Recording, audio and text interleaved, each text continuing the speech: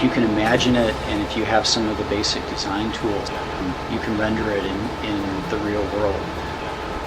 Students who are artists can't wait to get their hands on this new tool. An artist can't wait to play, and a scientist can't wait to test. Whereas a scientist will experiment to derive results, an artist will experiment to derive an artwork. And the process is actually quite similar. And the Innovation Lab itself provides that means and access.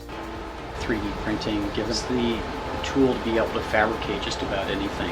And so we really see it as something that has a broad application across almost every field of study.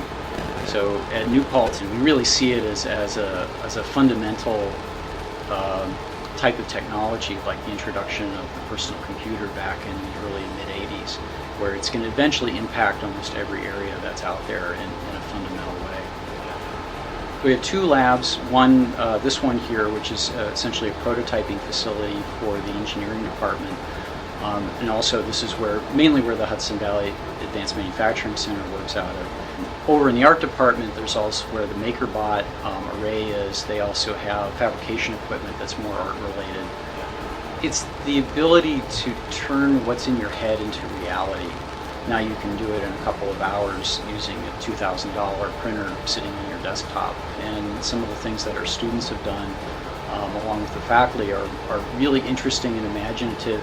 We have faculty in anthropology and geology who are scanning fossils so that they can be reproduced anywhere where you can download the file and print it out on a 3D printer.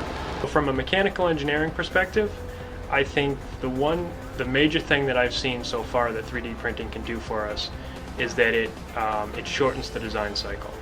So we can take concept from inside the head to inside the hand in a very short period of time with a limited skill set. I think that is an enormous advantage. Students who are just beginning to play with this are going to see the possibilities and make it do more. And that's what all scientists and all artists and all engineers are always doing. They're playing with materials, seeing what the limits are and pushing those limits and innovating.